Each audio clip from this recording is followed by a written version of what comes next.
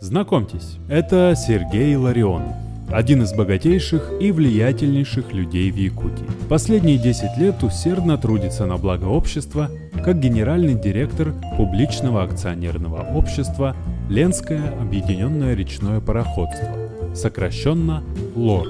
Благодаря нескольким простым, но изящным схемам он и еще несколько человек легко и непринужденно вывели из республиканского бюджета больше миллиарда рублей.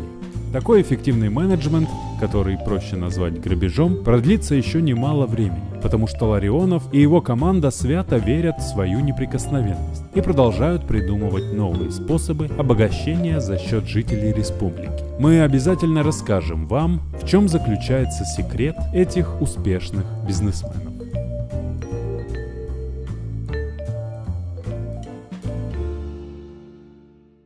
Перенесемся ненадолго в Америку 80-х годов, а именно в 1980. Это время господства итальянской мафии, громких заказных убийств и общего разгула преступности. К Майклу Франсезе, члену мафиозной семьи Коломбо, на деловую встречу пришел Лоуренс Иорриццо, владелец нескольких бензоколонок на Лонг-Айленде. Вместе они придумали гениальный план, принесший им сотни миллионов долларов. Суть схемы была проста. Итальянцы в связке с русской мафией создавали подставные компании, которые продавали бензин по оптовым ценам всем желающим. Так как их цены были ниже среднерыночных, это позволило им контролировать значительную долю рынка. Раздавая взятки чиновникам, они получали лицензию на сбор налогов с проданного им топлива. Когда государство требовало с них налоги, фирмы-пустышки ликвидировались, а прибыль со сбора налогов отправлялась в карманы бандитов.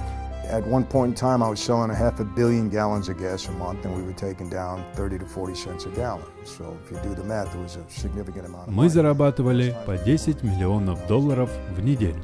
Праздник продолжался 6 лет, с 1980 по 1986. За это время Майкл успел купить себе симпатичный дом в штате Флорида и пользовался личным вертолетом. После того, как его основного партнера в схеме арестовали, тот сдал всех своих подельников. В итоге все участники схемы оказались за решеткой. Республика Саха, Якутия. Март 2017 года. ПАО «Лорп» объявляет о новом тендере на закупку нефтепродуктов. Цена вопроса – 410 миллионов рублей. Форма проведения – запрос котировок. Сроки для подачи заявки с 17 марта 2017 года по 22 марта 2017 года, из которых 2 дня выходных. Срок поставки всего 1 неделя. В случае просрочки – штрафы, пени, вплоть до разрыва контракта. Вместо ГОСТа – технические характеристики, указанные в договоре. Вместо банковской гарантии – залог в размере 20%, то есть 82 миллиона рублей. Как вы думаете, сколько участников уложилось во все эти кошмарные условия? Ровно один. Один участник, один победитель. Некая ООО «Грузовые перевозки». В этом же 2017 году они выигрывают еще 2 аналогичных тендера от ПАО «Лорп» на сумму 410 миллионов рублей и 610 миллионов рублей. Итого, за 2017 год они выполнили заказы на сумму 1 миллиард 189 миллионов рублей. Что же это за уникальное предприятие, оказавшееся единственным, способным удовлетворить все непростые требования ПАО «Лорп»? Почему другие топливные компании даже не пытаются составить им конкуренцию? Ведь речь идет о крупных, для игроков любого уровня, суммах.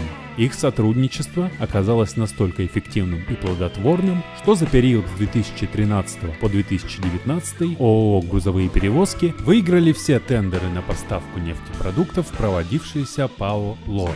Общая сумма 5,3 миллиарда рублей. В 2019 году акционер ПАО «Лорп» Валерий Сомов обратился к министру внутренних дел Якутии Владимиру Прокопенко с просьбой провести расследование в отношении генерального директора компании Сергея Ларионова и аффилированных с ним лиц. По его словам, учредитель созданной в 2012 году ООО «Грузовые перевозки» Андрей Жамир – старинный знакомый Сергея Ларионова. С 2017 года компанию возглавляет Владислав Атласов, который совершенно случайно оказывается племянником Егора Винокурова, помощника народного депутата Сергея Ларионова. Все эти люди – уроженцы поселка Усть-Майя, работавшие в ФКП «Аэропорты Севера». Это и есть наша команда, создатели топливной схемы. В чем же заключается схема? В отличие от своих итальянских коллег из Америки, наши ребята не стали особо заморачиваться и запутывать следы, ограничившись созданием одной подставной фирмы. Выглядит это примерно так.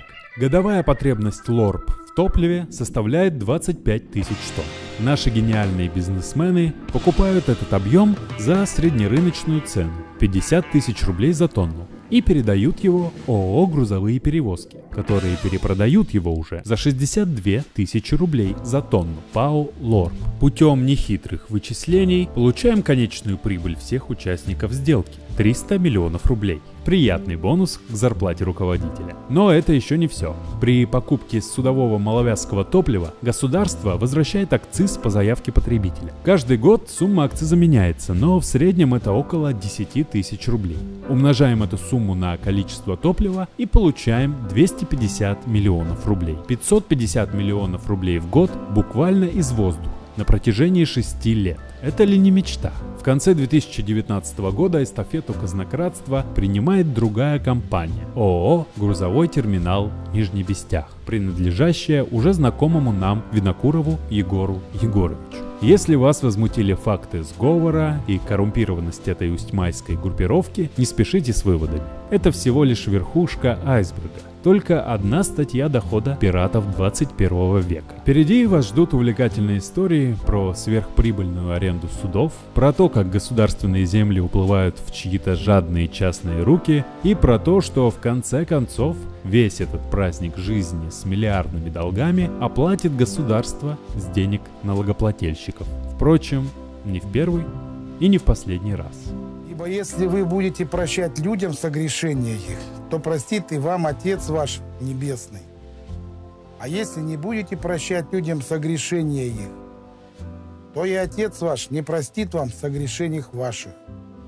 Также, когда поститесь, не будьте унылы, как лицемеры, ибо они принимают на себе мрачные лица